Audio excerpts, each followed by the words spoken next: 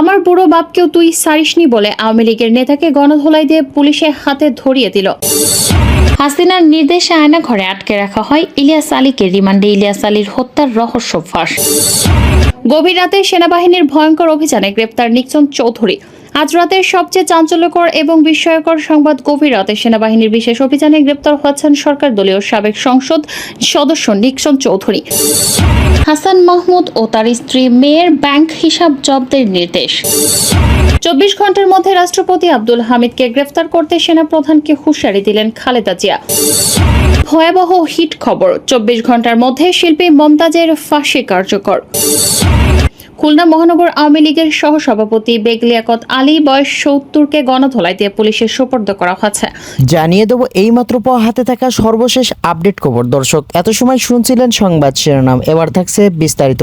তার আগে ছোট্ট একটা রিকোয়েস্ট করতেছে আপনাদেরকে, যারা এই ধরনের নিউজ লাইভ দেখতে ভালোবাসেন, দেরি না করে এই চ্যানেলটি সাবস্ক্রাইব করে বেল আইকনটি অল করে দেবেন। তাহলে দেশের সকল আপডেট খবর, রাজনৈতিক খবরগুলো সবার আগে এক ভিডিওতে আপনারা কিন্তু দেখতে পারবেন। প্রিয় দর্শক, গুরুত্বপূর্ণ আপডেট খবর না টেনে সবাই দেখবেন, তাই দেরি না করে চলুন লাইক দিয়ে একের পর এক ধারাবাহিকভাবে আজকের সকল আলোচিত খবরগুলো দেখতে থাকি। আওয়ামী লীগের সহসভাপতি বেগ লিয়াকত আলী বয়স 70কে গণধোলাই দিয়ে পুলিশের সোপর্দ করা হয়েছে। শনিবার 14 জুন দুপুরে মহানগরীর ফুলবাড়ি গেট বাজারে সাধারণ জনতা গণধোলাই দিয়ে তাকে খানজাহান আলী থানায় সোপর্দ করে। পুলিশ ও স্থানীয়রা জানান, 5 আগস্টের পর বেগ লিয়াকত আলী গা ঢাকা দেন। তার বিরুদ্ধে বেশ কয়েকটি মামলা রয়েছে, যার মধ্যে গণহত্যা ও মানবতা বিরোধী অপরাধে আন্তর্জাতিক অপরাধ ট্রাইব্যুনালে একটি মামলা রয়েছে। তার অত্যাচারে অতিষ্ঠ ছিলেন ব্যবসায়ী সহ স্থানীয় লোকজন। সম্প্রতি একটি মামলায় তিনি জেল খেটে জামিনে বের হয়েছেন। ফুলবাড়ি গেট বাজারে এলে লোকজন তাকে ঘিরে ফেলে এবং গণধোলাই দিয়ে পুলিশের সোপর্দ করে। সামাজিক যোগাযোগ মাধ্যমে ছড়িয়ে পড়া একটি ভিডিওতে দেখা যায় মাটিতে বসা বেগ লিয়াকত আলীর জমার কালার ধরে আছেন এক ব্যক্তি। অন্যরা তাকে ঘিরে ধরে বিভিন্ন সময় স্থানীয়দের উপর বেগ লিয়াকতের চালানো নির্যাতনের বর্ণনা দিয়ে গালাগাল করছেন। কয়েকজন তাকে শারীরিকভাবে আঘাত করেন। এ সময় মধ্যবয়স্ক ব্যক্তিকে বলতে শোনা যায়, আমার বুড়ো বাপকেও তুই ছাড়িসনি, তাকেও মারতে গেছিস। হাজারো মানুষের আর্তনাদের নাম আয়নাঘর। শেখ হাসিনা চলে যাওয়ার পর আয়নাঘর আবার আলোচনায় উঠে এসেছে। সেখান থেকে ইতিপূর্বে 3 জন বন্দী মুক্তি পেয়েছেন। তবে ডিবি পুলিশের রিমান্ডে আয়নাঘর নিয়ে চাঞ্চল্যকর নানা তথ্য দিচ্ছেন ন্যাশনাল টেলিকমিউনিকেশন মনিটরিং সেন্টার বা এনটিএমসির মহাপরিচালক মেজর জেনারেল অবসরপ্রাপ্ত জিয়াউল আহসান। ডিবির প্রশ্ন ছিল, 2013 সালে আপনি র্যাবের ইন্টেলিজেন্স শাখার প্রধান ছিলেন, তখন শাপলা চত্বরে এতগুলো মানুষ মারার প্রয়োজন কি ছিল? জবাবে তিনি বলেন, তৎকালীন আইজি, ডিজি এবং পুলিশ কমিশনার আমাকে বিশেষ দায়িত্ব দিয়েছেন। আমি চেষ্টা করেছি যে কোনো মূল্যে শাপলা চত্বর ফাঁকা করার। আমরা ফাঁকা গুলি করেছি, তবে সেখানে কোনো লোক মারা যায়নি। যদি লোক না মারা যায় তাহলে নারায়ণগঞ্জের লাশ পাওয়া গেল কেন? ডিবির এমন প্রশ্নের জবাবে জিয়া বলেন, সেগুলো নারায়ণগঞ্জে মারা গেছে। নারায়ণগঞ্জের 7 খুনের বিষয়ে জিজ্ঞাসাবাদ করা হলে তিনি বলেন, ওই ঘটনায় সাবেক মন্ত্রী মোফাজ্জল হোসেন চৌধুরী মায়ের মেয়ের জামাই এমদাদ জড়িত। সেবেব মার্ডারের পর সেখানে আরো 2টি খুন হয়েছে। ওই 2টি খুন আপনি নিজে করেছেন। এমন প্রশ্নের জবাবে জিয়া বলেন, কি বলেন, আমি এসবের কিছুই জানি না। প্রধানমন্ত্রীকে আমি বিভিন্ন সময় নানা বিষয়ে সতর্ক করেছি। তাকে প্রশ্ন করা হয়, বিএনপি নেতা ইলিয়াস আলীকে কেন গুম করেছেন?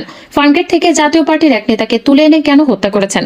ইলিয়াস আলীর বিষয়ে জিয়ার কাছে সুনির্দিষ্টভাবে প্রশ্ন ছিল, ইলিয়াস আলীর স্ত্রী তৎকালীন প্রধানমন্ত্রীর কাছে যাওয়ার পর তিনি আপনাকে ফোনে বলেছিলেন ইলিয়াসকে ছেড়ে দাও।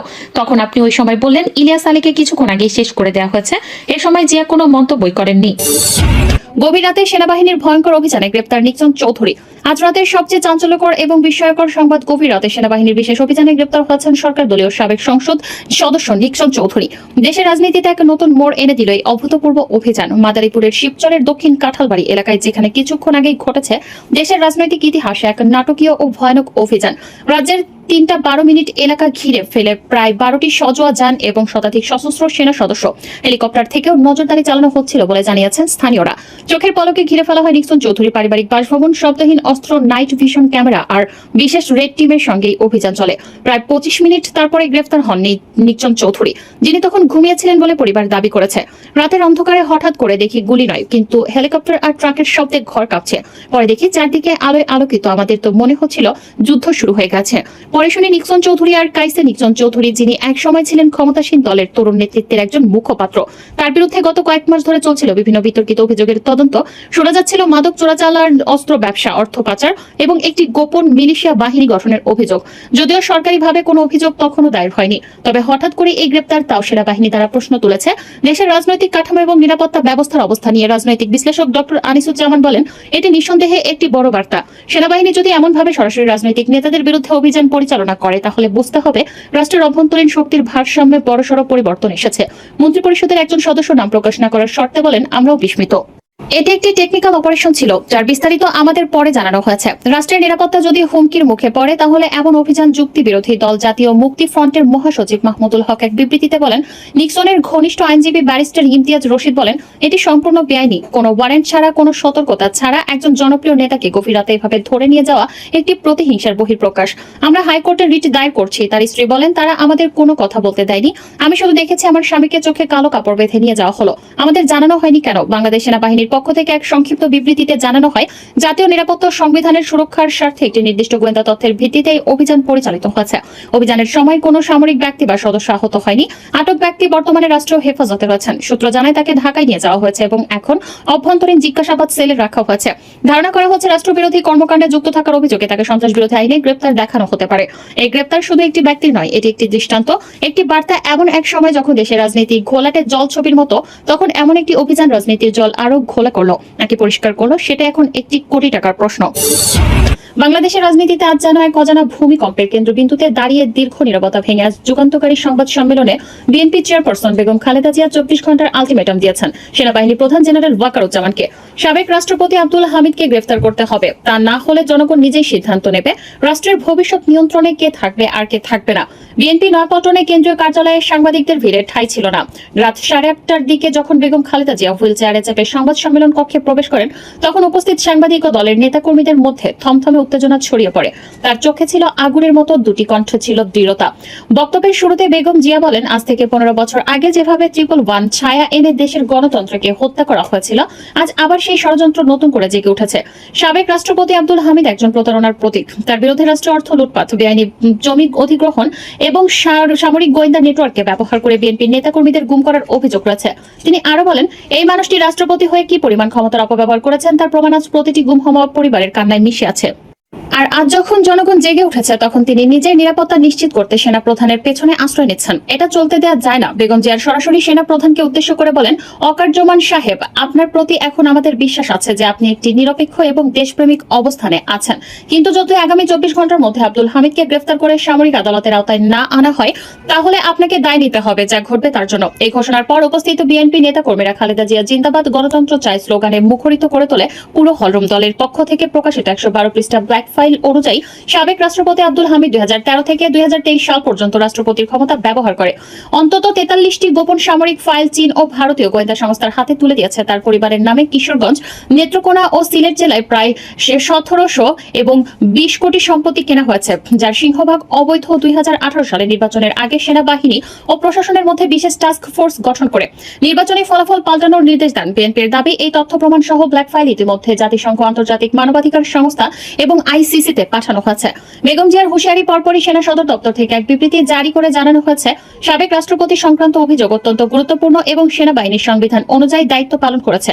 কোনো ব্যক্তি আইনের ঊর্ধ্বে নয়। তবে এখন পর্যন্ত সেনাবাহিনীর পক্ষ থেকে কোনো গ্রেফতারের নির্দেশ আসেনি বলে জানা গেছে। বিশ্লেষকরা মনে করছেন, এই বিবৃতি রাজনৈতিক ভারসাম্য রক্ষার চেষ্টা মাত্র। রাজনীতির বিভিন্ন এলাকায় এই ঘোষণার পর ছোট ছোট মিছিল, প্রতিবাদ ও সামাজিক মাধ্যমে ব্যাপক আলোড়ন সৃষ্টি হয়েছে। ঢাকার শাহবাগে একদল শিক্ষার্থী খালেদা জিয়ার দাবির পক্ষে মশাল মিছিল করে। অন্যদিকে কাউরান বাজারে আওয়ামী লীগের নেতাকর্মীরা পাল্টা মিছিল করে বিক্ষোভ জানায়। রাজনৈতিক বিশেষজ্ঞ ডক্টর আহসান হাবিব বলেন, বাংলাদেশে এমন একটি মোড়ে এসে দাঁড়িয়েছে যেখানে সেনাবাহিনীর নিরপেক্ষতা এবং দায়িত্বশীলতা বড় পরীক্ষা দিচ্ছে। বেগম জিয়ার এই ঘোষণা যদি কৌশলগত হয়, তবে এটি দেশের জন্য মারাত্মক অস্থিতিশীলতা তৈরি করতে পারে। এখন সবার চোখ সশস্ত্র বাহিনীর প্রতিক্রিয়ার দিকে। আগামী 24 ঘন্টা যেন এক রুদ্ধশ্বাস অপেক্ষা শুরু। শুধু সেনাবাহিনী আব্দুল হামিদকে গ্রেফতার করে, তবে বাংলাদেশের রাজনীতিতে একটি ঐতিহাসিক অধ্যায় শুরু হতে পারে। আর যদি না করে, তবে কি জনগণ নিজের হাতে সিদ্ধান্ত নেবে? রাজধানী ঢাকায় আজ সকাল 9টায় জাতীয় প্রেস ক্লাবে এক জরুরি সংবাদ সম্মেলনে প্রধান উপদেষ্টা ডক্টর ইউনূস দেশের সেনাপ্রধান লেফটেন্যান্ট জেনারেল ওয়াকারুজ্জামানকে 24 ঘন্টার আলটিমেটাম দিয়ে সাফ জানিয়ে দেন, আইন যেন আরেকবার থেমে না যায়। মমতাজকে ফাঁসিতে ঝোলাতে হবে। আগামীকাল সূর্যোদয়ের আগেই সামরিক কাঠামোতে রদবদল হবে। এই নাটকীয় ঘোষণার পর দেশের রাজনীতিতে তৈরি হয়েছে তীব্র আলোড়ন। সোশ্যাল মিডিয়া, টেলিভিশন চ্যানেল, এমনকি কফি শপেও আজকের আলোচনার কেন্দ্রবিন্দু সাবেক এমপি মমতাজের ভাগ্য এবং সেনাপ্রধানের পরবর্তী পদক্ষেপ। সাবেক সংসদ মেয়ে মমতাজ সাবেক সাংসদ মমতাজ বেগম এক সময়কার ক্ষমতাসীন দল আওয়ামী লীগের চতুর্থ কৌশলী মুখ, দুর্নীতি, অর্থ পাচার এবং 2023 সালের নভেম্বরে বোমা হামলায় মদতের অভিযোগে দোষী সাব্যস্ত হয়ে মৃত্যুদণ্ডপ্রাপ্ত এই রাজনীতিককে নিয়ে বহুদিন ধরে বিতর্ক চলছে। যদিও মমতাজ নিজেকে নির্দোষ দাবি করে গেছেন, ট্রাইব্যুনালের মতে তিনি ছিলেন রাষ্ট্রের বিরুদ্ধে ষড়যন্ত্রের পৃষ্ঠপোষক এবং নির্দেশদাতা। তবে তার ফাঁসি বিলম্বিত হচ্ছিল। এক অদৃশ্য জটিলতায় সেনাবাহিনীর একটি অংশ তাকে রাষ্ট্রীয় সম্পদ হিসেবে বিবেচনা করে পুনর্বাসনের পক্ষে যুক্তি দিচ্ছিল। সেনাপ্রধান ওয়াকারুজ্জামানের ভূমিকা এখানেই যথেষ্ট রহস্যজনক বলে অভিযোগ উঠেছে। প্রধান উপদেষ্টা আজকের বক্তৃতায় বারবার উঠে এসেছে নিরপেক্ষ বিচার, সামরিক প্রভাবমুক্ত শাসন ব্যবস্থা এবং নতুন প্রজন্মের জন্য উদাহরণ করার কথা। তার ভাষায়, আমরা আর পেছনে ফিরতে পারি না। বিচার হয়েছে, রায় হয়েছে, এবার তার বাস্তবায়ন চাই। আমি সেনাপ্রধানকে সতর্ক করে দিচ্ছি, 24 ঘন্টার মধ্যেই দায়িত্ব পালন করুন, নতুবা আপনাকেও আইনের কাঠগড়ায় দাঁড়াতে হবে। তিনি আরো বলেন, দুর্নীতির শিখরে যদি কুঠোর না চালানো হয় তাহলে এ জাতি আর কখনো মাথা তুলে দাঁড়াতে পারবে না। প্রধান উপদেষ্টা হুঁশিয়ারির ঘণ্টাখানেক পর সেনা সদর দপ্তর থেকে একটি সংক্ষিপ্ত প্রেস বিজ্ঞপ্তি প্রকাশিত হয়, যেখানে বলা হয়েছে বাংলাদেশ সেনাবাহিনী সংবিধানের প্রতি সম্পূর্ণ অনুগত এবং সরকার ঘোষিত নির্দেশনা যথাযথভাবে বিবেচনাধীন রয়েছে। এই বিবৃতি বিশ্লেষকদের মতে যথেষ্ট অস্পষ্ট এবং ইঙ্গিতপূর্ণ। কেউ কেউ বলছেন সেনাপ্রধান সময় নিচ্ছেন অভ্যন্তরীণ মতবিরোধ সামাল দিতে, আবার কেউ বলছেন একটি অঘোষিত শক্তি কেন্দ্রীয় সিদ্ধান্তকে বাধাগ্রস্ত করতে চাইছে। ফেসবুক, টুইটার ও ইউটিউব প্ল্যাটফর্মে দেশজুড়ে লক্ষ লক্ষ মানুষ এই খবর নিয়ে আলোচনায় মেতেছে। অনেকে বলছেন এটা গণতন্ত্রের পরীক্ষা, আবার কেউ কেউ উদ্বেগ প্রকাশ করছেন এ যেন নতুন ধরনের সামরিক রাজনৈতিক সংঘাতের শুরু। জাতিসংঘের মুখপাত্র হেন্স মুলার আজ এক বিবৃতিতে বলেন, বাংলাদেশের বিচারিক কার্যক্রমের প্রতি আমরা গভীর নজর রাখি। মানবাধিকার এবং আইনের শাসন যেন ক্ষুণ্ণ না হয় সেটাই আমাদের কাম্য। হিউম্যান রাইটস ওয়াচ ও অ্যামনেস্টি ইন্টারন্যাশনাল ইতিমধ্যেই ফাঁসির পরিবর্তে নতুন শুনানির আহ্বান জানিয়েছে। তবে প্রধানমন্ত্রী পদে থাকা উপদেষ্টা পরিষদের নেতৃত্ব বলছে, বিচারের রায়কে যারা প্রশ্নবিদ্ধ করতে চায় তারা আসলে অপরাধীদের রক্ষা করতে চায়। এই মুহূর্তে জাতি যেন দারুণ এক সংবেদনশীল মোড়ে দাঁড়িয়ে। সেনাপ্রধান যদি প্রধান উপদেষ্টার নির্দেশ অমান্য করেন তবে কি হবে, কিভাবে প্রতিক্রিয়া জানাবে সরকার? গভীর রাতে এক সূত্রে জানা গেছে, ঢাকার কেরানীগঞ্জ কেন্দ্রীয় কারাগারে অতিরিক্ত নিরাপত্তা মোতায়েন করা হয়েছে। গোপনে ফাঁসি কার্যকরের প্রস্তুতি চলছে বলেও গুঞ্জন। মমতা ওয়াকারুজ্জামান এবং ডক্টর ইউনুস, এই তিন নাম এখন বাংলাদেশের রাজনীতির সবচেয়ে আলোচিত অধ্যায়কে চিনবে বিচার না ব্যতিক্রম। আগামী ভোরের আলো হয়তো নিয়ে আসবে এক নতুন ইতিহাস, অথবা ছড়িয়ে দেবে অস্থিরতার দাবানল। এই পরিকল্পনা বাস্তবায়নের জন্য প্রধান বিচারপতি সরকারের সাথে কোনো আলোচনা না করে হঠাৎ 57 বিচারপতিকে জরুরি মিটিংয়ে ডাকেন। নিউজ স্ক্রলে জরুরি মিটিং ডাকার সংবাদ দেখে দর্শকরাও কনফিউজড হন। কিন্তু আগে থেকে গোপন খবর পাওয়া ছাত্র জনতা এতদিন সকাল 9টা বাজার আগেই চতুর্দিক থেকে ছুটে এসে হাইকোর্ট ঘেরাও করে। সেনাবাহিনীর সমর্থনে প্রধান বিচারপতি পিছু করতে বাধ্য হন এবং পালিয়ে থাকেন।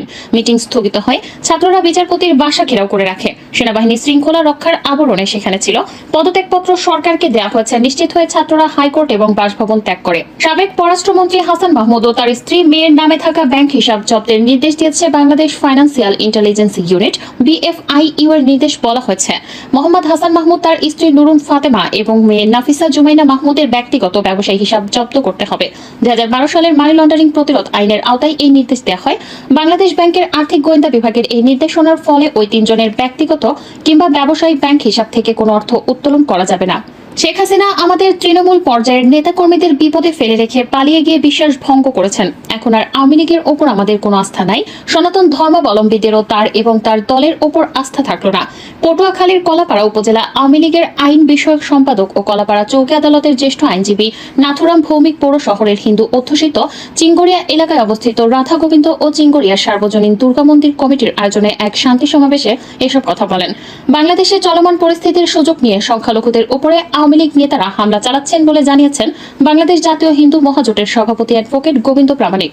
গতকাল সামাজিক যোগাযোগ মাধ্যমে প্রেরিত একটি ভিডিও বার্তায় তিনি এসব তথ্য দেন। তিনি বলেন, শেখ হাসিনা যখনই কোনো সংকটময় পরিস্থিতিতে পড়েন ওই মুহূর্তে হিন্দুদের ঘাড়ের উপরে চেপে সংকট থেকে মুক্তি পেতে চেষ্টা করে। ক্ষমতাচ্যুত বাংলাদেশের সাবেক প্রধানমন্ত্রী শেখ হাসিনা জনগণের উদ্দেশ্যে একটি খোলা চিঠি দিয়েছেন। গত 7 আগস্ট দিল্লি থেকে প্রচারিত এই খোলা চিঠিতে তিনি স্পষ্ট করে তার পদত্যাগের কারণ উল্লেখ করেছেন। এই খোলা চিঠিটি ভারতের একাধিক সংবাদ মাধ্যমে প্রকাশ হয়েছে। চিঠিটি নিম্নরূপ: আমি পদত্যাগ করেছি শুধুমাত্র লাশের মিছিল যেন আর না দেখতে হয়। তোমাদের লাশের উপর দিয়ে ক্ষমতায় যেতে চেয়েছিল ওরা, আমি তা হতে দেইনি। ক্ষমতা দিয়ে এসেছি, ক্ষমতায় আমি থাকতে পারতাম যদি সেন্ট মার্টিন দ্বীপ আর বঙ্গোপসাগর আমেরিকার হাতে ছেড়ে দিতাম। অনুরোধ রইল, তোমরা ব্যবহৃত হয়ে না। আমি বলে এসেছি আমার সোনার সন্তানদের যারা লাশ করে ঘরে ফিরিয়েছে তাদের যেন বিচার করা হয়। হয়তো আজ আমি দেশে থাকলে আরো প্রাণ ঝরতো, আরো সম্পদ ধ্বংস হতো। আমি নিজেকে সরিয়ে নিয়েছি, তোমাদের জয় দিয়ে এসেছি। তোমরা ছিলে আমার শক্তি, তোমরা আমাকে চাওনি, আমি নিজেই তখন চলে এসেছি, পদত্যাগ করেছি। আমার কর্মী যারা আছেন কেউ মনোবল হারাবেন না। আওয়ামী লীগ বারবার উঠে দাঁড়িয়েছে, আপনারাই দাঁড়া করিয়েছেন। আশাহত হবেন না, আমি শীঘ্রই ফিরবো ইনশাল্লাহ। পরাজয় আমার হয়েছে, কিন্তু জয়টা আমার বাংলাদেশের মানুষের হয়েছে, যে মানুষের জন্য আমার বাবা আমাদের পরিবার জীবন দিয়েছে। খবর পেয়েছি ইতিমধ্যে অনেক নেতাকর্মীকে হত্যা ও বাড়ি ঘরে ভাঙচুর, অগ্নিসংযোগ করেছে। ছাত্রদের নেতৃত্বে গণ অভ্যুত্থান শেখ হাসিনাকে ক্ষমতাচ্যুত করার কয়েক ঘন্টার মধ্যে ভারতের কয়েকটি সংবাদ মাধ্যমে খবর প্রকাশিত হতে শুরু করে। আসসালামু আলাইকুম। আমি ভিডিওটির শুরুতেই ডক্টর মোহাম্মদ ইউনূসকে একটা ধন্যবাদ দিতে চাই। নির্বাচনের পুরা নকশা, পুরা মডেলই বদলাই ফেলছেন ডক্টর মোহাম্মদ ইউনূস। তিনি বলছিলেন যে সংস্কার করবেন, আমরা ভাবতেছিলাম কি সংস্কার করবে, তো ফাইনালি একটা সংস্কারের দেখা পেয়েছে। আর আমার মনে হয় এই এক ঘোষণায় 18 বা 20 কোটি বাঙালি যারা আছে এদের মধ্যে ধরেন 1% বা 2% বাদ দিয়া বাকি সবাই খুশি। শুধুমাত্র এমপি প্রার্থী যারা তারা ছাড়া কর্মীরাও খুশি হবে, কারণ এগুলার ঝামেলা কর্মীরার দিকে আসে। একটা নির্বাচন যখন আসে সারা বাংলাদেশে স্বাধীনতা পরবর্তী সময়ে 53 বছর বা 54 বছর যাবত আমরা দেখছি যে নির্বাচন মানে হচ্ছে পোস্টার, অলিতে গলিতে পোস্টার, চিপা চাপায় পোস্টার, চা দোকানে পোস্টার, গাড়ির মধ্যে পোস্টার, ডিজিটাল পোস্টার। এখন এই পোস্টারের জন্য কি কি সমস্যা হচ্ছে? প্রথমত, যারা একজন নেতার কর্মী থাকেন তারা সবার আগে মাঠে পড়ে। যেমন একজন লোক এমপি ইলেকশন করবেন, ওনার অনেক কর্মী সমর্থক আছে, ব্যবসায়ীরা আছে, বিভিন্ন লেভেলের মানুষ আছে। এই যে পোস্টার ছাপানোর খরচ, লাগানোর খরচ, এই খরচটা নিজ দলের বা কাছের নেতা কর্মীদের উপর চাপাই দেওয়া হয় যে তুমি এক কাজ করো বাইরে 10,000 পোস্টার ছাপাই দিও, তুমি এক কাজ করো 5,000 পোস্টার ছাপাই দিও। আপনার নতুন রং করা বাড়ির ওয়াল, তারপরে হচ্ছে বাড়ির বাউন্ডারি, স্কুলের কি বলা হয় যে বাউন্ডারি, মসজিদের বাউন্ডারি, যেখানে খুশি, চা দোকান, খাম্পা, এমন কোন জায়গা নেই যেখানে পোস্টার আর পোস্টার নাই। আবার রাতের আধারে এক প্রার্থীর পোস্টার সিরা আরেক প্রার্থীর পোস্টার লাগানো হয়, এই নিয়ে মারামারি হয়, কোপাকুপি হয়। এই যে একটা হুলস্থুল পরিস্থিতি, বাজারঘাট, রাস্তা হাট, আপনি যেখানেই যাবেন উপরে খালি পোস্টার আর পোস্টার। এবারের নির্বাচনে, আগামী যে জাতীয় নির্বাচন হতে যাচ্ছে, সেই জাতীয় নির্বাচনে এই পোস্টারের খেলাটা বন্ধ করে দিয়েছেন ইউনূস সরকার। দর্শক, নির্বাচনী প্রচারণায় পোস্টারের ব্যবহার থাকছে না, পাশাপাশি দলীয় অঙ্গীকারনামা, এক প্ল্যাটফর্মে সব প্রার্থীর ইশতেহার ঘোষণা, সোশ্যাল মিডিয়ায় কড়াকড়ি এবং আচরণবিধি লঙ্ঘনের জরিমানা 3 গুণ বাড়িয়ে 1.5 লাখ টাকার বিধান করা হয়েছে। মানে সোশ্যাল মিডিয়া তো আপনি যদি উল্টাপাল্টা কাউকে নিয়ে কোনো ভুয়া পোস্ট করেন, কোনো প্রার্থীকে নিয়ে অপপ্রচার চালান, অথবা মিডিয়াতেও যদি পোস্টার টোস্টার শেয়ার করেন কিনা আমি জানি না, এই জায়গাটা আসছে কিনা, তবে ফিজিক্যালি বা আমরা যে দৃশ্যত যে পোস্টারগুলো দেখি সেগুলোর ব্যাপারে খুব কড়া নির্দেশনা আছে। এছাড়া নির্বাচনের প্রচার প্রচারণা এবং করণীয় নানা বিষয়েও পরিবর্তন এনে রাজনৈতিক দল এবং প্রার্থীদের জন্য সংশোধিত আচরণবিধির খসড়া একটা অনুমোদন করেছে নির্বাচন কমিশন। গতকালকে প্রায় দীর্ঘ 4.5 ঘন্টার এক বৈঠকের পরে আমরা জানতে পারলাম যে আপনার নির্বাচনী প্রচারণায় বিলবোর্ডের ব্যবহার অতীতে ছিল না, এটাকে অন্তর্ভুক্ত করা হয়েছে। পোস্টার ব্যবহার বাদ করার ব্যাপারে যেটা সংস্কার কমিশনের একটা প্রস্তাব ছিল সেটাও করা হয়েছে। পোস্টার ব্যবহার বাদ দেওয়ার সম্মত হয়েছে। ব্যানার, ফেস্টুন, প্রতিদ্বন্দ্বী প্রার্থী ইত্যাদি নতুনভাবে সংজ্ঞায়িত করা আছে। এখন আমার মনে হয় যে এখানে আরো কিছু আছে, যেমন সার্কিট হাউস, ডাকবাংলা, রেস্ট হাউস, এইটার উপরেও বিধিনিষেধ আসছে। ফলে এখন এসব সুযোগ সুবিধা প্রার্থীরা অবাধে গ্রহণ করতে পারবে না। মানে আগে হয়তো কি যিনি এমপি প্রার্থী তিনি গেলে এই যে সার্কিট হাউস, ডাকবাংলা যেই থাকে সরকারি ভবনগুলো, এগুলোকে ব্যবহার করতো। তো সবকিছু মিলিয়ে আমার কাছে মনে হচ্ছে এটা ইতিবাচক সংস্কার। এটাতে সারা বাংলাদেশের মানুষ খুশি। শুধুমাত্র যারা এমপি প্রার্থী হবেন তারা হয়তো অনেকটা নাখুশ হবেন যে নির্বাচন আসছে, মাঠে পোস্টার নাই, হয়তো মাইকিংটা থাকবে, ওইটার ব্যাপারেও কি রুলস রেগুলেশন আছে আমরা জানি না, হয়তো আরো আসবে। বাট এই সংস্কারটা খুবই সুন্দর হয়েছে। দেশবাসী, আপনারা যে যেখান থেকে ভিডিওটি শুরু থেকে শেষ পর্যন্ত দেখেছেন আপনাদেরকে অসংখ্য ধন্যবাদ জানাই। আর যারা এই ধরনের নিউজ লাইভ দেখতে ভালোবাসেন তারা অবশ্যই ইউটিউব চ্যানেলটি সাবস্ক্রাইব করে রাখবেন আর এই ভিডিওটি শেয়ার করে অপর ভাইকে দেখার সুযোগ করে দেবেন। তাহলে সবাই ভালো থাকবেন, সুস্থ থাকবেন। দেখা হবে পরবর্তী কোনো দেশের আপডেট খবর অথবা নিউজ নিয়ে। আসসালামু আলাইকুম।